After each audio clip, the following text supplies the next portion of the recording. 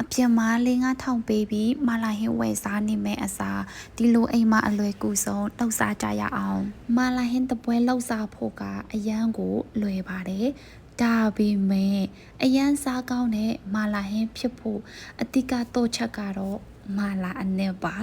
ဒီမှာသုံးသွားတဲ့မာလာအနစ်ကိုတိချင်ရင်တော့အဆုံးထိကြည့်ပေးတော့ပါရှင်အရင်ဆုံးကိုကြိုက်တဲ့အရွက်တွေပင်လယ်စာအတူတွေမာလာမှာထည့်တဲ့ခောက်ဆွဲတွေကိုအရင်ဆုံးပြုတ်လိုက်ပါမယ်ကော်ရည်ပါထည့်မယ်နော်ကဲဒီမှာမာလာအနစ်မြေပဲနန်းငါးမာလာအနစ်ပဲငပိဆိုပြီးတော့ထည့်ရပါမယ်ပဲငပိကလေသူများလှုပ်ရောက်လာတဲ့ပဲငပိမာလာဟင်းအနစ်ကိုဝယ်ပြီးတော့တုံးဖို့အကြံပေးလိုက်ပါတယ်အဲ့ဟာမှပဲပို့ပြီးတော့ကောင်းတာပေါ့နော်ဒါတော့မပါမဖြစ်အယိုးပြုတ်ရည်ပါထည့်ရပါမယ်သူ့အရာတာကလေးပြီးစားကောင်းမှာပါအကုန်လုံးကိုလိုက်လှုပ်စားဖို့ဖိတ်ခေါ်လိုက်ပါတယ်ရှင်အားလုံးပဲဘိုင်ဘိုင်